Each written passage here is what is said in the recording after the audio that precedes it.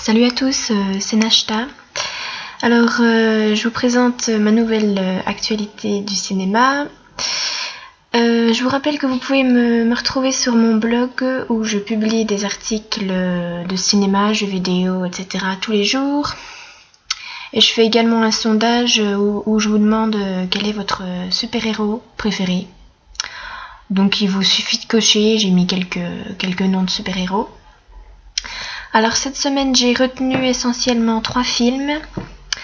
Mon coup de cœur pour commencer est Elysium, qui est un film science-fiction avec un peu d'action, etc.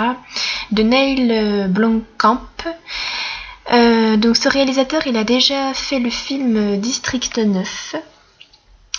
Donc nous, District 9, il fait partie de nos films qu'on a dans notre collection de DVD.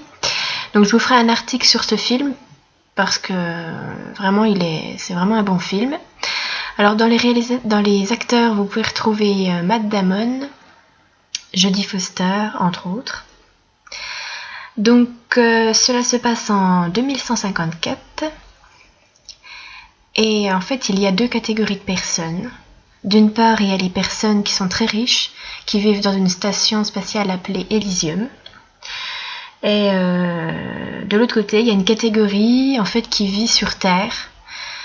Mais en fait, la Terre est devenue surpeuplée et elle est ruinée. Donc la population de la Terre, elle tente désespérément d'échapper au crime, à la pauvreté qui se propage. Et il y a un homme ordinaire qui s'appelle Max, pour qui rejoindre Elysium en fait est plus que vital.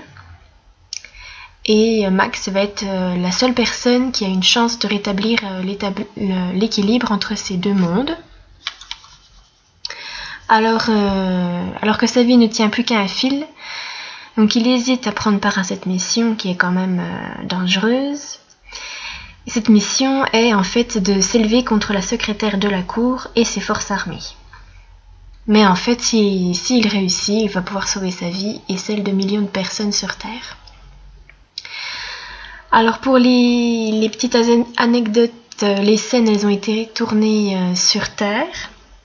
Bien sûr, elles ont été prises à Mexico, en grande partie dans les bidonvilles.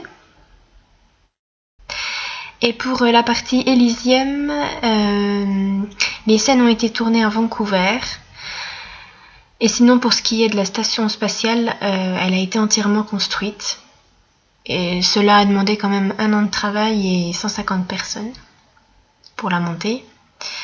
Et ça a été quand même un tournage assez difficile, notamment les scènes qui ont été au Mexique, car en fait elles ont été tournées dans une décharge publique. Donc ce qui n'était pas évident pour les personnes sur place. Elysium, pour l'instant, il marche plutôt bien aux États-Unis. Il est en tête du box-office. Donc moi je pense que je vais certainement aller le voir, car vraiment il a l'air vraiment bien. Ensuite, il y a Drôle d'oiseau. Donc là, c'est un film d'animation qui est sud-africain. Les enfants à partir de 6 ans peuvent aller le voir. C'est un film de Wayne Thornley. Donc cela se passe au cœur de l'Afrique, au bord des chutes Victoria. En fait, il y a une étonnante cité des oiseaux qui s'appelle Zambésia. Cette cité des oiseaux, elle est perchée sur un baobab géant. Et il y a un jeune faucon qui s'appelle Kay qui va s'y rendre. Parce que celui-ci vit isolé dans la brousse avec son père. Et en fait, il rêve de connaître la ville. Et lorsqu'il va débarquer dans cette cité des oiseaux, il va arriver en plein dans les préparatifs de la fête du printemps. Et il va rencontrer deux autres oiseaux, Jed et Zoé. Et en fait, ces 3-là, ils vont découvrir que la cité, elle est sous la menace d'une attaque. Et ils vont être les seuls à pouvoir sauver les habitants. Alors Drôle d'oiseau, c'est le premier long métrage qui est produit par les studios d'animation Triggerfish. Ce studio d'animation, il est basé au Cap, en Afrique du Sud. Et cela a demandé 3 ans de travail pour la réalisation de ce film d'animation. Et enfin, donc le dernier film, donc Percy Jackson, la mer des monstres.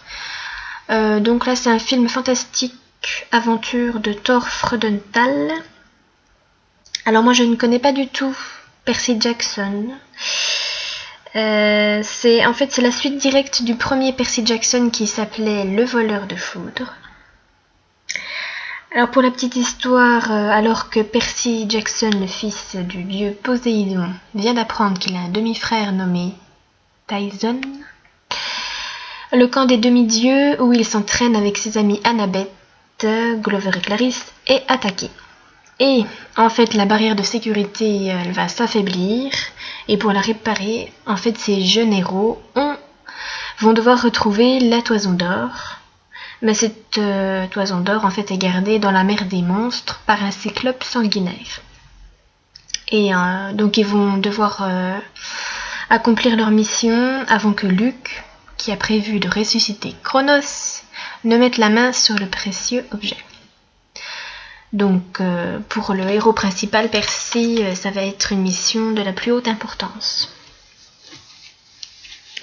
Alors Percy Jackson, à l'origine, c'est une série fantastique en 5 livres qui est basée sur la mythologie grecque.